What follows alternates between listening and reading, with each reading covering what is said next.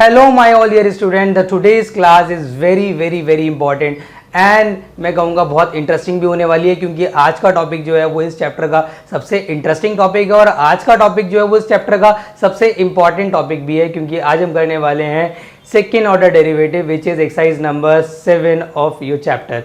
तो ये जो एक्सरसाइज है ना बच्चे, इसके ना सारे जितने भी कॉन्सेप्ट आपने सीखे अब तक, chain rule, implicit, logarithmic, parametric, they all are going to mixed, सारे के सारे मिक्स होने वाले हैं। लेकिन इस बार आप हर किसी एक्सरसाइज का सेकेंड ऑर्डर करेंगे। तो सेकेंड ऑर्डर कुछ नया नहीं है, वो आप कहेंगे कि जो आपने ऑलरेडी सीखा है उसका एक एडवांस लेवल है, बट आपको इजीली कवर हो जाएगा, आपको ज़्यादा दिक्कत नहीं आने वाली है क्योंकि इसमें कुछ नयापन नहीं है। बस इसमें इतना ऐड हो जाएगा कि जो आप एक बार डिफरेंशिएट करते थे उसको एक की जगह आपने कितनी बार डिफरेंशिएट करना पड़ेगा, 2 बार डिफरेंशिएट करना पड़ेगा। तो चलिए शुरू करते हैं बेटा exercise number 7 which is very important. और आप इस एक्सरसाइज को बेटा बहुत अच्छे से कर लेना है क्योंकि अगर मैं एग्जाम की बात करूं तो पिछले 8-10 सालों में ये एक्सरसाइज सबसे ज़्यादा रिपीट हुई है। तो आई विश आप लोग इस लेक्चर को बहुत अच्छे से देखेंगे। तो बच्चों सबसे पहले तो मैं इंट्रोडक्शन देने वाला हूँ आपको कि सेकेंड ऑर्डर होता क्या है। उसके बाद मैं 1-2 क्वेश्चन एनसीईआरटी से लूँगा, बहुत इजी क्वेश्चन लूँगा और धीरे धीरे हम इसका लेवल बढ़ाएंगे। हम असाइनमेंट के क्वेश्चंस भी करेंगे, हम डिफिकल्ट क्वेश्चन भी करेंगे, बट स्टार्ट करेंगे विद द बेस। तो सबसे पहले इंट्रोडक्शन की अगर मैं बात करूँ तो इंट्रोडक्शन में सिर्फ आपको इतना समझना ज़रूरी है मेरे बच्चों कि सेकेंड ऑर्डर डेरिवेटिव होता क्या है। मैंने बहुत ईजी लैंग्वेज में लिखा है, आपको ईजिली समझ में आ जाएगा। मैंने लिखा है बच्चे the derivative of a derivative is called second order derivative. कितना सिंपल है, मतलब जो भी आपने डिफरेंशिएशन निकाला हुआ है मेरे बच्चों उसी को अगर आप एक बार और डिफरेंशिएट कर दें तो उसके बाद जो रिजल्ट बनता है this is called second order derivative. Example के तौर पे तुमने इसको डिफरेंशिएट किया, जो भी रिजल्ट आया उसको एक बार और डिफरेंशिएट किया, उससे जो रिजल्ट आएगा उसी को हम क्या बोलते हैं, सेकेंड ऑर्डर डेरिवेटिव। तो it is nothing, the derivative of a derivative is called second order derivative. अगर मैं इसके रिप्रेजेंटेशन की बात करूं बच्चे तो रिप्रेजेंट करने के बहुत सारे तरीके हैं। एक तरीका होता है D square by D x square, इससे भी रिप्रेजेंट कर सकते हैं। इससे रिप्रेजेंट कर सकते हैं F double dash X Y double dash या वाई टू। लेकिन अगर मैं आपके बुक के हिसाब से देखूं तो सबसे ज़्यादा जो यूज़ होगा बच्चे, इसका यूज़ बहुत ज़्यादा है, मैं कहूँगा 70% तो आपने इसी को यूज़ करना पड़ेगा, डी स्क्वायर वाई और डी एक्स स्क्वायर। अच्छा एक बात ध्यान रखना, बच्चों से जो अक्सर मिस्टेक होती है वो क्या होती है, उन्हें लगता है कि D square Y D x square और डी वाई अपॉन में डी एक्स का होल स्क्वायर एक बात है। बच्चे दोनों बहुत अलग चीज़ें हैं, ध्यान रखना। ये जो चीज़ है इसमें D Y by D x का होल स्क्वायर हो रहा है, मतलब it can be also written as D square Y D square X. ये चीज़ इसको रिप्रेजेंट करती है, तो आप इसको इससे रिलेट ना करें। अगर आप ध्यान से ऑब्जर्व करेंगे तो यहाँ पे d का स्क्वायर नहीं x का स्क्वायर है, तो यहाँ पे y का डेरिवेटिव हुआ दूसरी बार में, वो भी x की रिस्पेक्ट में दूसरी बार में। तो ये चीज़ अलग है, ये चीज़ अलग है, they are not equal at all. उसके अलावा मैं कहूँगा कि आपका रिप्रेजेंटेशन में ये बहुत यूज़ होने वाला है, तो इसका यूज़ करेंगे। ये बहुत रेयर यूज़ होता है, डबल डैश एक्स ए ओ डी जो अगला चैप्टर है 6th चैप्टर, उसमें बहुत यूज़ होगा, ये भी अगले चैप्टर में ज़्यादा यूज़ होगा। फिलहाल इसका और इसका यूज़ आपके चैप्टर में ज़्यादा है। अब बात कर लेते हैं बेटा एक्सरसाइज नंबर 5.7।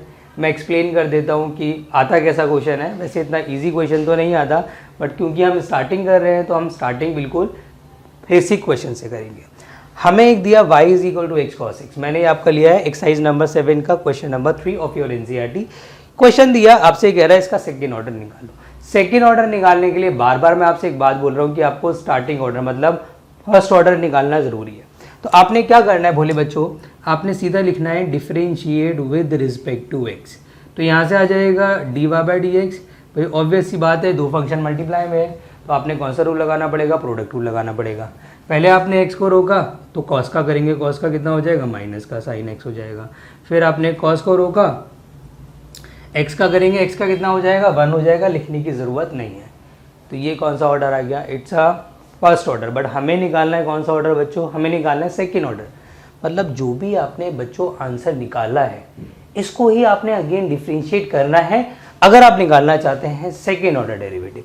तो भोले बच्चों आपने क्या लिखनी पड़ेगी, हेडिंग, क्योंकि आप अगेन कर रहे हैं तो again differentiate with respect to X. ये स्पेसिफाई कर देना, अगेन डिफ्रेंशिएट। अब क्योंकि दोबारा डिफ्रेंशिएट कर रहे हैं तो इसकी जगह मेरे बच्चों क्या आ जाएगा, D square Y D x square, obvious सी बात है। अच्छा यहाँ पे अगेन आपने देखो करना ऐसे ही है जैसे आपने स्टार्टिंग में किया, दोबारा वैसे ही करो। दो फंक्शन मल्टीप्लाई में आपने डिफरेंशिएट करना, ऑब्वियस सी बात है प्रोडक्ट रूल लगेगा। बाहर दे रखा है नेगेटिव, नेगेटिव लेके बाहर ब्रैकेट लगा दो। आपको पता है पहले एक्स को रोकेंगे तो करेंगे साइन का कितना हो जाएगा, कॉस एक्स हो जाएगा। फिर रोकेंगे साइन को, एक्स का करेंगे 1 लिखने की ज़रूरत नहीं है, इसका करेंगे तो माइनस का साइन एक्स हो जाएगा। इसको सिंप्लीफाई करना ज़रूरी है, सिंप्लीफाई करो कितना हो जाएगा, माइनस का एक्स कॉस एक्स माइनस का साइन एक्स माइनस का साइन एक्स।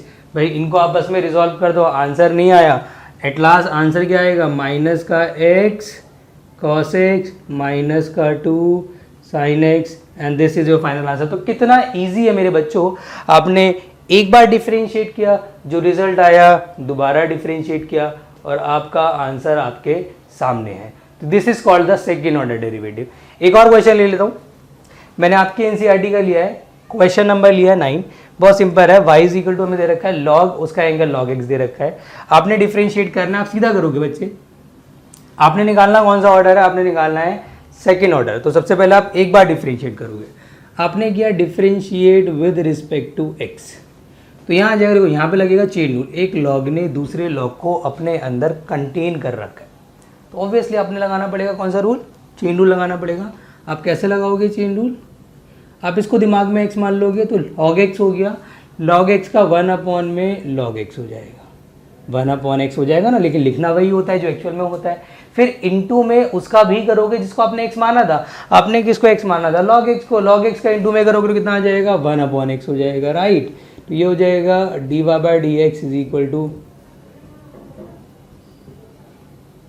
ये एक ऑर्डर हो गया, मैं कह सकता हूँ ये कौन सा ऑर्डर है, it's a first order, but हमें क्या निकालना है, सेकेंड ऑर्डर डेरिवेटिव।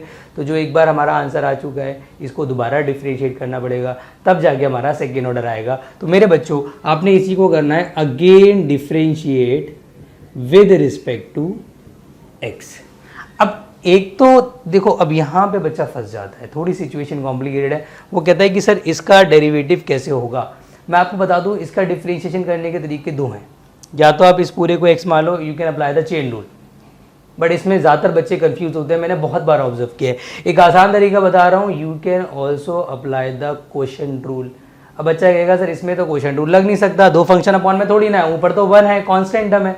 मैं कहता हूँ कोई बात नहीं, 1 को भी फंक्शन मान लो, बाद में 1 का डेरिवेटिव में 0 कर देंगे हम। तो अगर यहाँ पे मैं क्वोशंट रूल अप्लाई करता हूँ, जो कि बहुत ईजी है अप्लाई करना, तो सिचुएशन ये बनेगी, ध्यान समझना, नीचे वाले फंक्शन का स्क्वायर, मतलब इस पूरे का स्क्वायर, इस पूरे को मैंने एज इट इज रखा, डिफरेंशिएशन करूंगा ऊपर वाले का, ऊपर है 1 का डेरिवेटिव हो जाएगा 0, लिख के दिखा देना, बाद में उसको हम खत्म कर देंगे।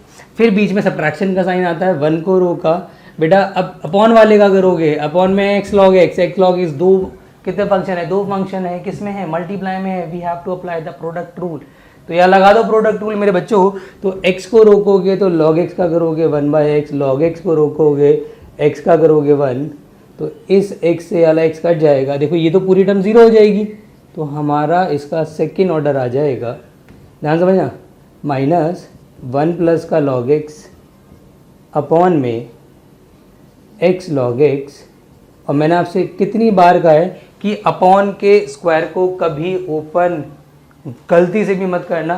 तो आई विश आपको ये इजी जो मैंने एक्सप्लेन करे हैं क्वेश्चंस दो, इससे आपको कॉन्सेप्ट समझ में आ गया होगा। अब थोड़े हैवी क्वेश्चन ले लेते हैं इसी एक्सरसाइज के, ताकि आपको अच्छे लेवल के जो क्वेश्चंस हैं वो भी अच्छे से क्लियर हो जाए। अगला जो मैंने लिया है क्वेश्चन, वो लिया है आपकी एनसीईआरटी का क्वेश्चन नंबर 7।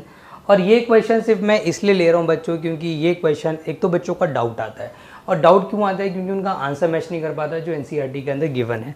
और आंसर इसलिए मैच नहीं कर पाता, उसका भी रीज़न बता दूं, क्योंकि इसमें एक साथ कितने रूल लग रहे हैं, 2 रूल।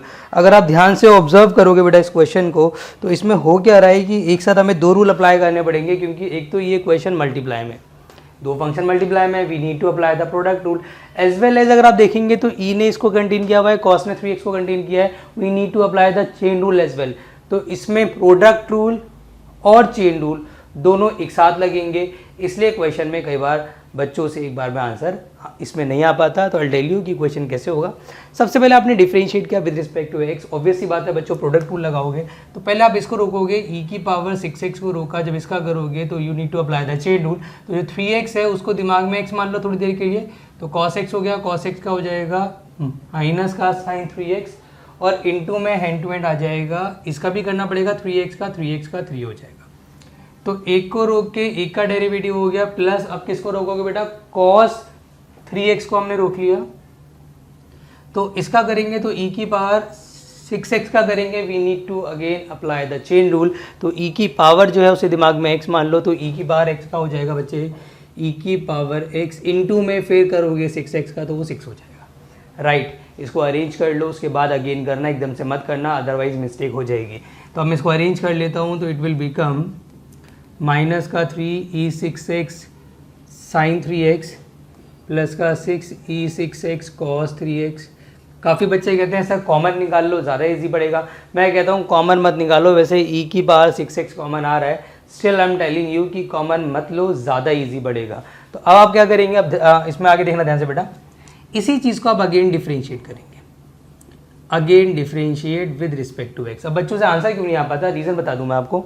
अब इसमें ना प्रोडक्ट रूल 2 बार लगेगा, यहाँ पर भी प्रोडक्ट रूल लगेगा, 2 फंक्शन मल्टीप्लाई में, यहाँ भी प्रोडक्ट रूल लगेगा, तो इसलिए आंसर आने के चांसेस कम हो जाते हैं, क्योंकि कैलकुलेशन एरर हो ही जाता है।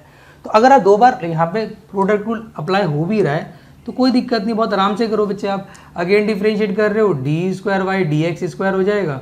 देखो माइनस के 3 को रोको, 2 फंक्शन मल्टीप्लाई में पहले e की पावर 6x को रोका, तो इसका करूँगा तो साइन 3x, मतलब इसको दिमाग में x माना, साइन x का हो जाएगा cos 3x इनटू में 3x का 3 हो जाएगा, फिर पॉजिटिव का साइन, इसको भूल जाना फिलहाल। अब इस वाले फंक्शन को रोका, मतलब कि साइन 3x को मैंने रोका, e की पावर 6x का करूँगा तो e की पावर 6x इनटू में 6 आ जाएगा। क्यों 6 आ जाएगा, क्योंकि इसका भी करना पड़ेगा 6x का। तो ये एक का काम हो गया, इसका काम हो चुका है, इसको वहीं छोड़ दो। अब आते हैं प्लस, अब जो 6 कांस्टेंट टर्म है उसको बाहर रखो, अगेन 2 फंक्शन मल्टीप्लाई में है, again we need to apply the product rule. तो मेरे बच्चों इसका देखो, इसको रोक के इसका करना है, इसको रोक के इसका करना है, तो e की पावर 6x को आपने रोक दिया, तो cos x मान लो, cos x का कितना हो जाएगा, माइनस का साइन 3x इनटू में 3 प्लस, अब आपने किसको रोक लिया, cos 3x को रोका, e की पावर 6x का करोगे, e की पावर 6x का कितना होगा बेटा, e की पावर 6x इनटू में 6x का करोगे तो 6 हो जाएगा। तो ये आपका आंसर नहीं आया है, लेकिन डिफरेंशिएशन हो चुका है। अब इसी चीज़ को आपने सिंप्लीफाई करना है, you will get the answer. तो मेरे भोले बच्चों, अब आपने सिर्फ एक काम करना है, सुन लेना, इसको इससे मल्टीप्लाई किया कितना हो जाएगा, माइनस का 9e6x cos 3x, इसको इससे मल्टीप्लाई किया माइनस का 18e6x sin 3x, इसको इससे मल्टीप्लाई किया माइनस का 18e6x sin 3x, यहाँ तक तो कोई इशू नहीं है। इसको इससे मल्टीप्लाई किया तो कितना हो जाएगा, 6 6 36 e6x cos 3x। अभी सिर्फ आपने इंटू किया, अब इसको और ऐड सब्ट्रैक्ट भी कर सकते हो आप। लाइक अगर आप ध्यान से ऑब्जर्व करोगे तो e6x cos 3x ये भी है, e6x cos 3x ये भी है, तो दे कैन ऐड, तो आप इनको ऐड कर लेंगे तो it will become d² dx², देखो ये हो जाएगा 27 e6x cos 3x। अच्छा ये भी नेगेटिव का, ये भी नेगेटिव का, माइनस माइनस प्लस हो जाएगा, दे विल बी एडेड, तो कितना आ जाएगा, माइनस का 36 e6x sin 3x। बच्चा अगर आप थोड़ा सा ऑब्जर्व करेंगे तो दोनों में से कॉमन आ रहा है, कॉमन कितना आ रहा है, कॉमन आ रहा है एक तो 9 और कॉमन आ रहा है e6x, और कुछ कॉमन नहीं आ रहा, तो जो बच गया वो अंदर लिख दो, 3 cos 3x minus 4 sin 3x, और जो भी एट लास्ट हमारा आंसर आ रहा है this is the final answer.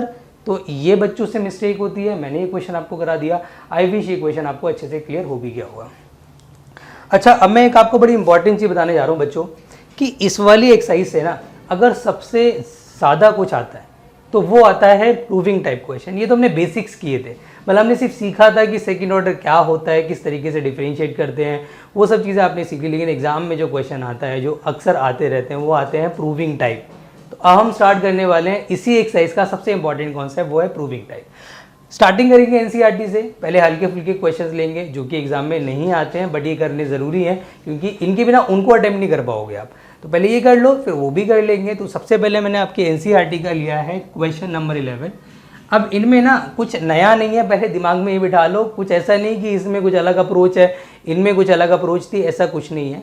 Approach same है, बस फर्क कितना आ गया कि इसमें आंसर विल बी अननोन, जो भी आंसर निकालते थे आप उसको आंसर एज्यूम कर लेते थे। इसमें आंसर विल बी गिवन, मतलब आपको वही आंसर लाना है जो उसने दे रखा है। तो ये आपको वाई दिया और आपसे कह रहा है सेकेंड ऑर्डर करने के बाद ना जो अपने आंसर लेकर आना है वो आंसर ये आना चाहिए, इसी फॉर्म में आना चाहिए। मतलब आंसर इन शॉर्ट गिवन है। कितनी बार डिफरेंशिएट करना है? 2 बार। करने का तरीका वही, अप्रोच वही। आपने सिंपली इसको डिफरेंशिएट किया विद रिस्पेक्ट टू एक्स, मतलब यहाँ आ जाएगा D Y by D x.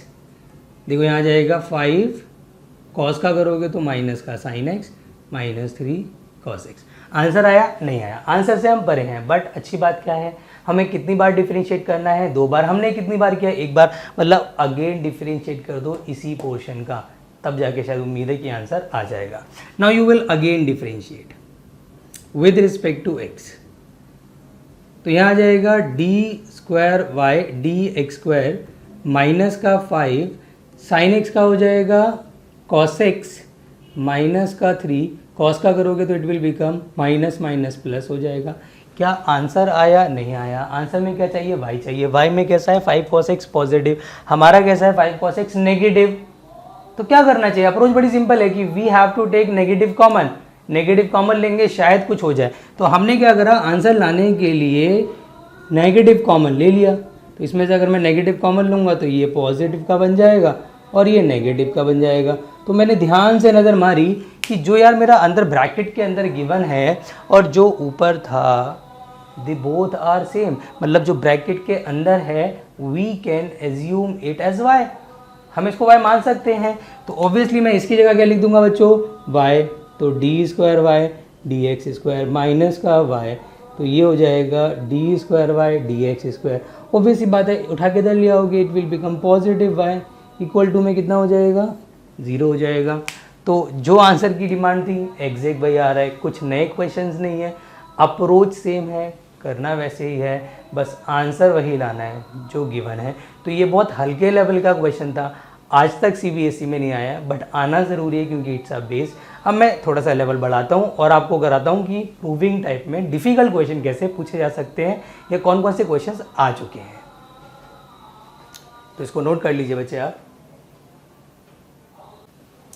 बेटा अगले 2 क्वेश्चंस जो मैंने लिए हैं वो भी एनसीईआरटी से ही हैं, लेकिन दोनों ही क्वेश्चन बहुत इंपॉर्टेंट है। मतलब question number 17 of exercise number 7 and example 41 of exercise number 7, they both have already come in CBSE board examination, 4 number में आ चुके हैं।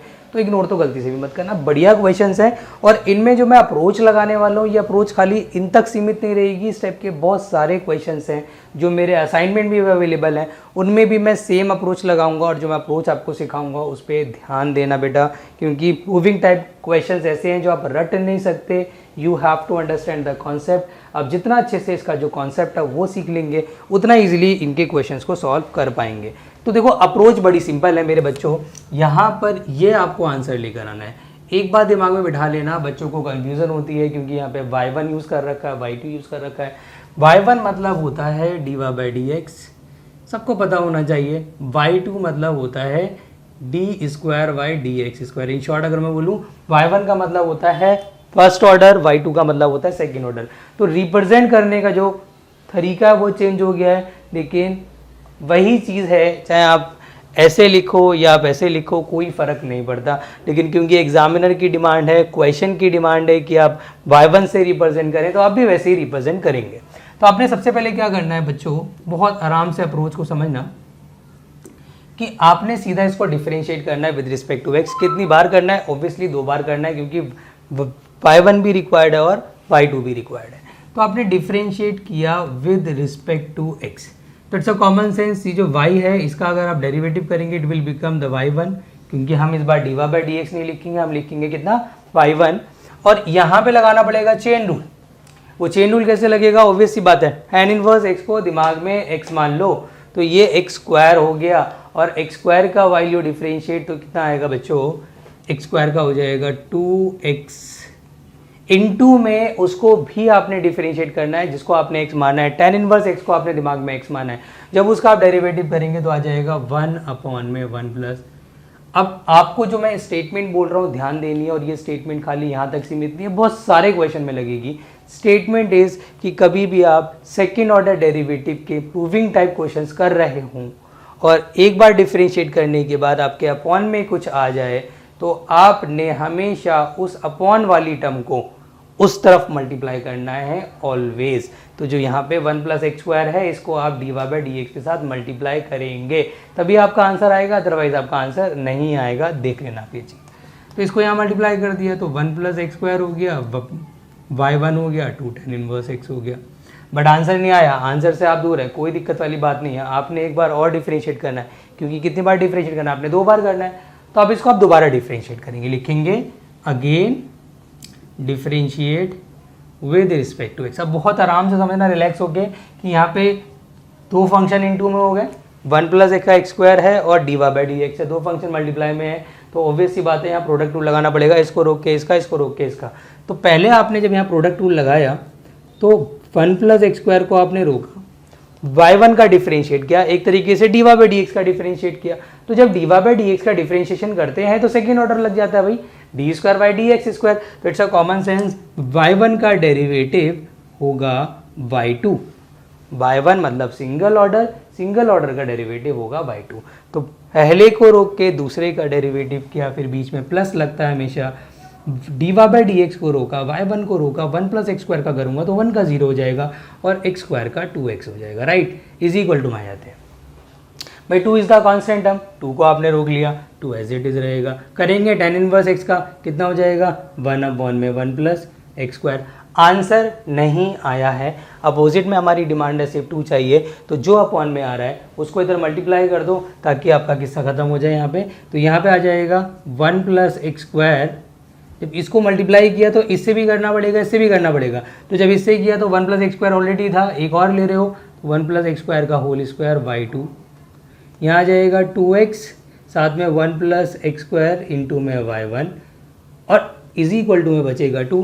और अगर आप थोड़ा सा ऑब्जर्व करेंगे तो जो आंसर की डिमांड थी हमारा एग्जैक्ट वही आ रहा है। बार बार कह रहा हूँ, अप्रोच अगर बढ़िया होगी तुम्हारी तो मैं चीज़ें बता रहा हूँ वो याद रहेंगी। तो इस टाइप के क्वेश्चन आप लोगों के लिए कुछ भी नहीं है। हैंस प्रूव्ड CBSE का क्वेश्चन हमने कर लिया है। CBSE में कितने मार्क्स में आया था क्वेश्चन, 4 मार्क्स में।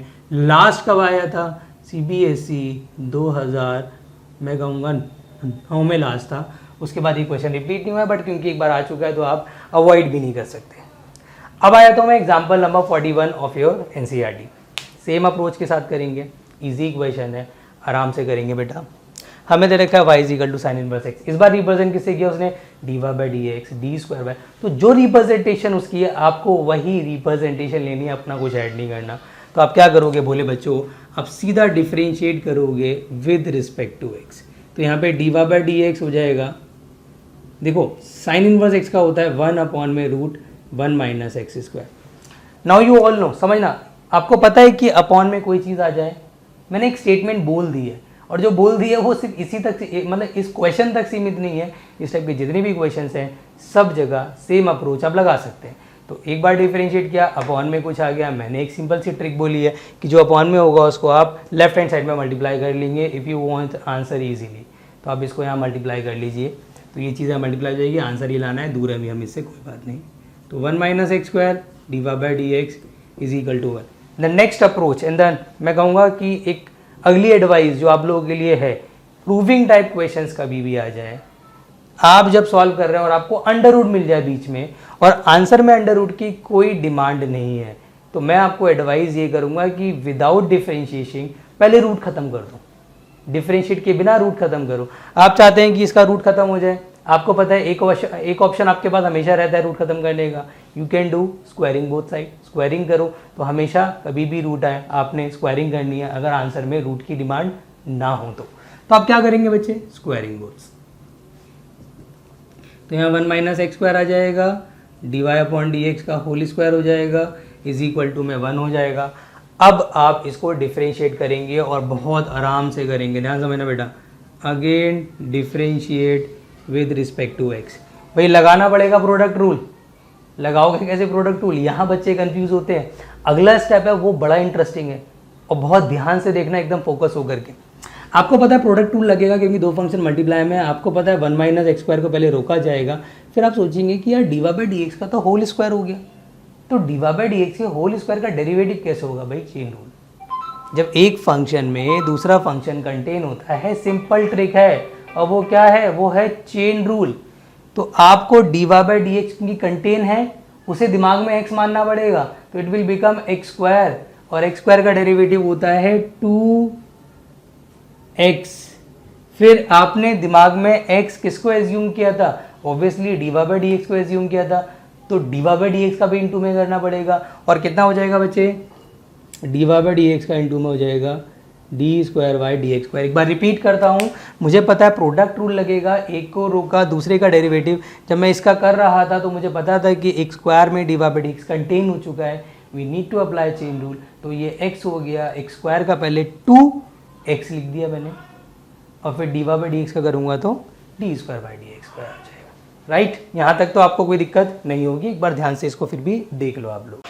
उसके बाद जो अगला स्टेप होगा मेरे बच्चों, जब आपने इस चीज़ को ऑब्जर्व कर लिया कि मैंने इसको रोक के इसका डेरिवेटिव तो कर दिया, अब मैं क्या करूँगा? एडिशन का साइन लगाऊंगा अकॉर्डिंग टू प्रोडक्ट रूल। अब मुझे D Y by D x के होल स्क्वायर को रोकना पड़ेगा, और अब मैं किसका करूँगा? 1 माइनस एक्स स्क्वायर का करूँगा, और you all no 1 minus X square का हो जाएगा माइनस का 2x, और इज इक्वल टू में क्योंकि 1 है तो उसका डेरिवेटिव तो 0 हो जाएगा।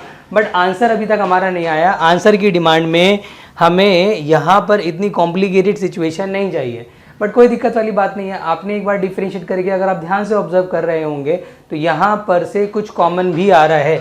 यू विल सी कि एक तो D Y by D X common आ रहा है और एक कॉमन आ रहा है 2, तो यहाँ से आप 2 D Y by D X common निकाल सकते हैं।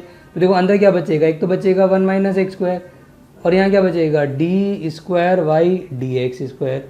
जबकि यहाँ की अगर हम बात करो तो क्या बचेगा? माइनस का x, और क्या बचेगा? D Y by D x is equal to में कितना हो जाएगा? 0 हो जाएगा। यू विल सी कि अकॉर्डिंग टू आंसर मुझे इसकी कोई डिमांड नहीं है, तो इसकी डिमांड ही नहीं है तो इसको अपॉन में ले आके 0 कर दो अपोजिट में। तो एट लास्ट तुम्हारा क्या बचा? 1 minus X square second order minus X D Y by D x is equal to 0, and you will see कि जो आंसर की डिमांड है एग्जैक्ट हमारा वही आ रहा है। तो बार बार मैं आपसे एक चीज़ बोल के चल रहा हूँ बेटा, देखो अप्रोच सबसे इंपॉर्टेंट है। अप्रोच आपको समझ में आ गई कि अपॉन में आए तो उधर ले जाओ, अंडर रूट आए तो स्क्वायरिंग करो, D Y by D X contain हो तो चेन रूल लगाओ। तो अगर ये सारी अप्रोच आपको क्लियर है ना, तो इस टाइप के कितने भी टफ क्वेश्चंस आ जाएं आप आराम से कर लेते हो। और मैं आपको एक चीज़ और बता दूं बेटा, ऐसे ही क्वेश्चंस आउट ऑफ एनसीईआरटी बहुत जाते हैं। तो मैं अब जो क्वेश्चन मैं एक्सप्लेन करने वाला हूँ वो असाइनमेंट के क्वेश्चंस ले रहा हूँ, और वो क्वेश्चन जिनका एनसीईआरटी से कोई लिंक नहीं है, बट अप्रोच एनसीईआरटी वाली ही लगेगी। तो बेटा फटाफट से इसको नोट कर लो, क्योंकि अगला जो हम क्वेश्चन लेने वाले हैं वो असाइनमेंट का लेने वाले हैं। The next question of the assignment, अगर आपके पास असाइनमेंट की पीडीएफ है तो पेज नंबर 15 पे देख लेना।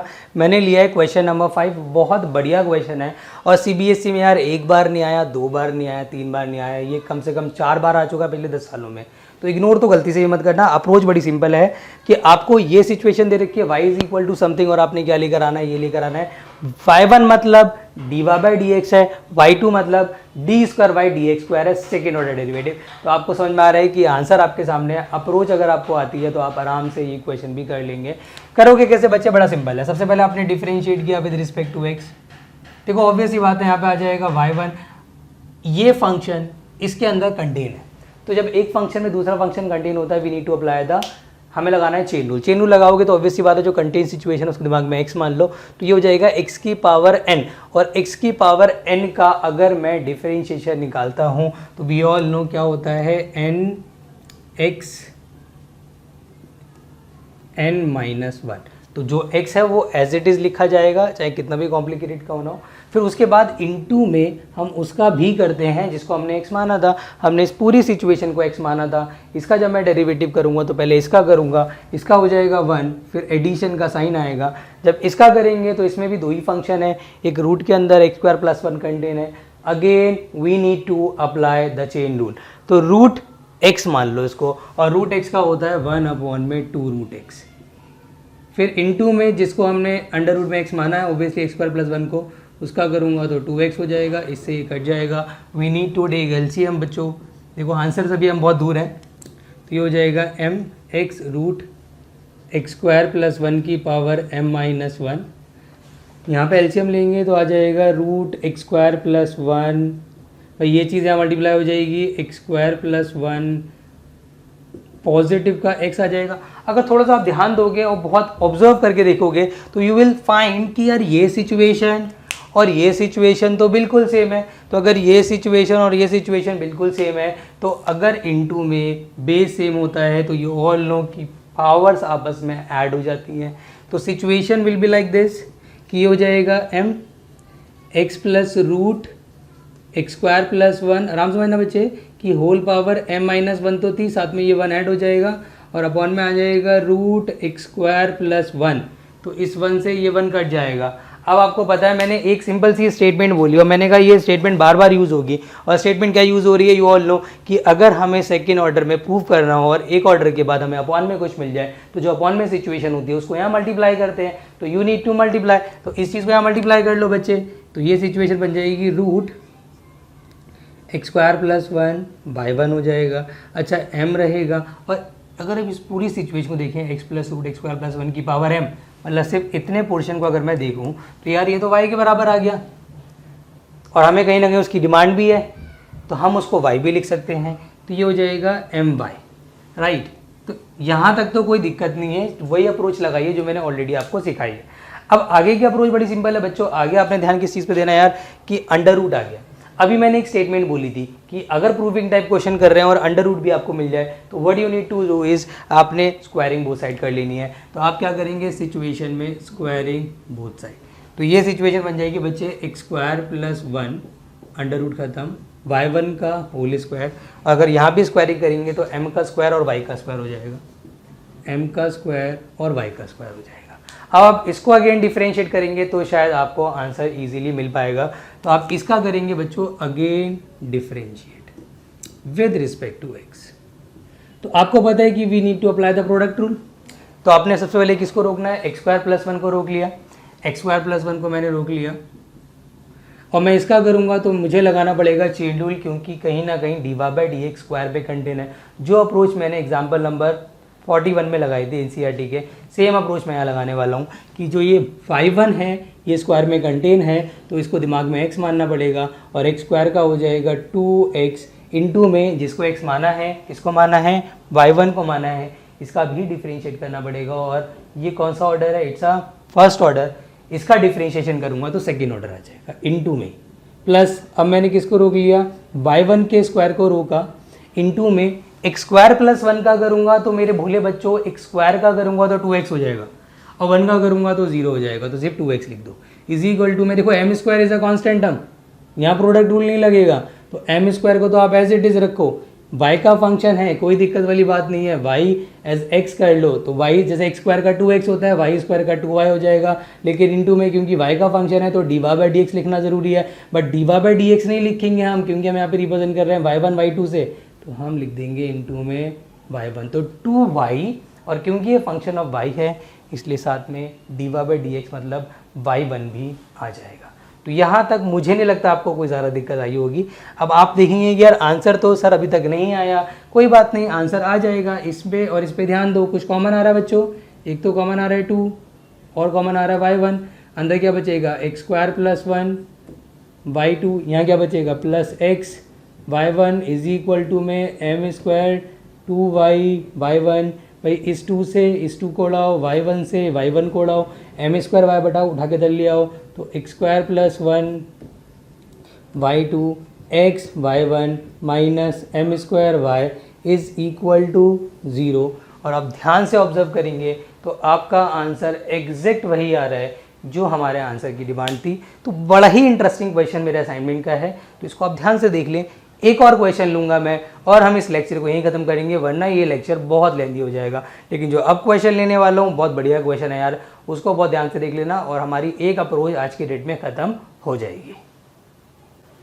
देखो अगला क्वेश्चन जो मैंने लिया असाइनमेंट का, क्वेश्चन नंबर 10, ये क्वेश्चन मैं कहूँगा जो अभी क्वेश्चन कराया है ना यार 80% ना स्टेप सेम ही है। बट फिर मैं सिर्फ इसलिए करा रहा हूँ क्योंकि मैंने कई बार नोटिस की ये चीज़ कि क्वेश्चन ना बच्चे अटेम्प्ट तो करते हैं, सेम अप्रोच से करते हैं, बट आंसर नहीं आ पाता। तो क्योंकि मुझे पता है एज यूजुअल आपका ये डाउट ही आने वाला है, तो क्यों ना मैं ऑलरेडी एक्सप्लेन कर देता हूँ, तो आपका कॉन्सेप्ट और अच्छे से क्लियर हो जाएगा। अप्रोच वही है बच्चों, आपको पता है कि आपको 2 बार डिफरेंशिएट करना है, डी बाई डी एक्स, और सेकंड ऑर्डर आपको दे रखा है, और ये आपको सिचुएशन दे रखी है, ये आपको सिचुएशन लेकर आनी है। आप स्टार्ट करेंगे बेटा, तो स्टार्ट ऑब्वियस सी बात है कि जब डिफरेंशिएट करेंगे विद रिस्पेक्ट टू एक्स, तो ऑब्जर्व कर लेना कि कौन सा रूल यहाँ लगेगा। तो ये चीज़ समझ में आ रही है कि यार एक स्क्वायर ने पूरे फंक्शन को कंटेन किया हुआ है, तो यहाँ चेन रूल तो लगेगा, लेकिन चेन रूल में कितने फंक्शन अवेलेबल है? एक स्क्वायर है, एक लॉग है, एक एंगल है, तो यहाँ पे 3 फंक्शंस हैं, तो 3 बार इसका डेरिवेटिव भी होगा। तो मेरे भोले बच्चों, जब आप इसका करेंगे स्क्वायर का, तो इस पूरे को दिमाग में एक्स मान लेंगे, तो ये हो जाएगा 2 लॉग, और ये पूरी situation as it is, right. तो पहले तो हो गया एक्स स्क्वायर का 2x, फिर इंटू में अगला नंबर लॉग का लगेगा। जब लॉग का करेंगे तो इस पूरे को दिमाग में एक्स मान लेंगे, तो ये लॉग एक्स हो जाएगा। लॉग एक्स का होता है 1/x under root x square plus 1 into, तो इसका हो चुका भाई, लॉग का हो चुका, स्क्वायर का हो चुका, अब सिर्फ इसका नंबर बचा है, तो इसको भी करना पड़ेगा। तो इसको करेंगे तो कैसे करेंगे, ध्यान समझना। पहले एक्स का करेंगे, अभी सेम अप्रोच से मैंने किया था, तो 1 हो जाएगा, और जब रूट का करेंगे तो ऑब्वियस सी बात है, यहाँ पे भी 2 फंक्शन आ गए हैं, तो रूट पहले इसको x माना, तो रूट एक्स का 1/2 रूट एक्स, और इंटू में फिर एक्स स्क्वायर प्लस 1 का करेंगे तो इट विल बिकम 2x, इससे कट जाएगा, राइट। अब क्या करना है बच्चों, आपने एलसीएम लेना है ब्रैकेट के अंदर। देखो ये सिचुएशन पूरी एज इट इज़, इसका तो कुछ हो ही नहीं सकता, ऑब्वियस सी बात है। तो इस पूरी सिचुएशन को आप एज इट इज़ लिख दो। यहाँ आ जाएगा x plus root x square plus 1, यहाँ ले लेते हैं एलसीएम, तो x square plus 1 plus x upon में एक्स स्क्वायर प्लस 1, भाई इससे ये पूरी सिचुएशन कट जाएगी। फिर अगेन देखो अप्रोच को समझो, अप्रोच बार बार बोल रहा हूँ, अप्रोच पे ध्यान दोगे तो आपसे इजीली क्वेश्चंस कवर होंगे। आपको दिख रहा है कि यार अपॉन में फिर से आ गया, और अगर अपॉन में आ गया तो आपको पता है क्या करना चाहिए, आपने इस चीज़ को यहाँ मल्टीप्लाई करना चाहिए। तो इस चीज़ को यहाँ मल्टीप्लाई कर लो, तो एक्स स्क्वायर प्लस 1 हो गया, D Y by D X आ गया, इज इक्वल टू में 2 log x plus root x square plus 1 हो गया। अभी डिफरेंशिएट करने मत बैठ जाना, अप्रोच ऑलरेडी बता चुका हूँ कि जब भी अंडर रूट फंस जाए तो आपने क्या करना चाहिए, ऑब्वियस सी बात है स्क्वायरिंग बोथ साइड करनी चाहिए। तो आप क्या करेंगे, स्क्वायरिंग बोथ साइड, ताकि रूट खत्म हो। तो यहाँ हो जाएगा एक्स स्क्वायर प्लस 1, ये हो जाएगा D Y upon d x का होल स्क्वायर। यहाँ आ जाओ भाई, 2 का करेंगे तो 4 हो जाएगा, और इस पूरे का होल स्क्वायर हो जाएगा, log x plus root x square plus 1 का होल स्क्वायर। तो अगर आप ध्यान देंगे तो जो ये सिचुएशन है, ये सिचुएशन तो हमारे पास ऑलरेडी थी, तो मतलब ये तो y हो गया, तो हम इसकी जगह y लिख सकते हैं। तो हमारे पास जो सिचुएशन आ गई वो आ गई x square plus 1 d Y by D x का होल स्क्वायर बन जाएगा बच्चे। तो यहाँ पर एक्स स्क्वायर प्लस 1 का whole square, d Y by D x का होल स्क्वायर, और क्योंकि इसकी जगह हम लिख सकते हैं बच्चों y, तो it is equal to 4y। तो ये पूरी सिचुएशन यहाँ आ चुकी है। अब अगर आप इसको अगेन डिफरेंशिएट करेंगे ना, तो आपको आंसर बहुत इजीली मिल जाएगा। मेरे बच्चों आप इसको अगेन डिफरेंशिएट कर दें with respect to x, again differentiate with respect to x. देखो एक्स स्क्वायर प्लस 1 के होल स्क्वायर को आपने रोका, इसमें लगेगा चेन रूल, स्क्वायर के अंदर वाली टर्म को आप दिमाग में एक्स मान लेंगे एज यूजुअल, जो मैंने आपको ऑलरेडी करा चुका हूँ, कुछ नयापन नहीं है, अब वही सारी चीज़ें रिपीट हो रही हैं। तो ये हो जाएगा 2 D Y by D X into में D square Y D x square, किसका हो जाएगा, D Y by D x का भी तो डेरिवेटिव करोगे। पहले एक्स स्क्वायर का 2x, फिर जिसको x माना उसका करा, फिर प्लस अब d Y by D x के होल स्क्वायर को रोका, राइट। और इसका करेंगे आप, इसका करेंगे तो वो कितना हो जाएगा, sorry we have done a mistake here कि यहाँ स्क्वायर नहीं आएगा।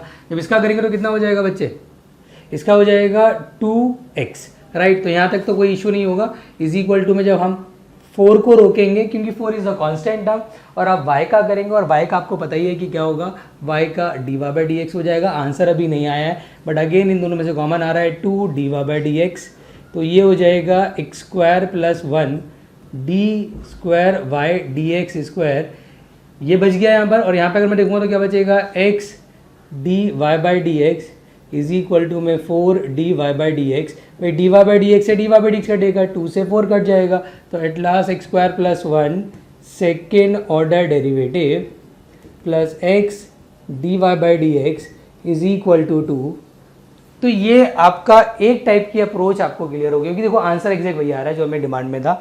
तो ये एक अप्रोच मैंने आपको बताई है। अभी मैं एक आधा वीडियोस और बनाऊंगा सेकेंड ऑर्डर की, उसमें मैं बताऊंगा कि अलग अलग जो आपकी अप्रोचेज हैं वो भी अप्लाई हो सकती हैं, लेकिन उसके क्वेश्चन अलग टाइप के होंगे। तो इस अप्रोच पे बेस्ड जितने भी क्वेश्चंस हैं एज अ होमवर्क मैं लिख रहा हूँ, आप उस होमवर्क को भी देख लेना, वो होमवर्क को अटेम्प्ट कर लेना, आपको इस टाइप के क्वेश्चंस में कोई दिक्कत नहीं आने वाली है।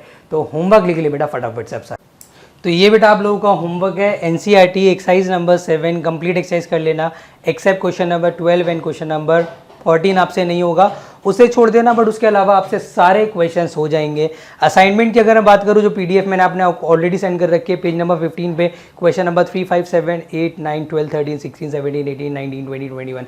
ज़्यादा होमवर्क इसलिए दे रहा हूँ क्योंकि मुझे पता है कि यार सेकेंड ऑर्डर जो है वो बहुत इंपॉर्टेंट है, तो आपको ज़्यादा लग रहा होगा, बट बेटा ये करना ज़रूरी है, अदरवाइज़ आपके एग्ज़ाम में इस चैप्टर से नंबर नहीं आ पाएंगे। तो बेटा इसलिए मैं थोड़ा सा आपको हैवी होमवर्क दे दिया है, बिकॉज आई वांट आप लोगों की इस एक्सरसाइज की बढ़िया प्रैक्टिस हो जाए। तो ये होमवर्क अगले लेक्चर को देखने से पहले पहले कंप्लीट करना, क्योंकि अगले लेक्चर में हम इसी के सेकेंड ऑर्डर के हाई लेवल के क्वेश्चन उठाने वाले हैं, और अगले लेक्चर में ही ये आपकी एक्सरसाइज मतलब सेकेंड ऑर्डर पूरा ख़त्म हो जाएगा।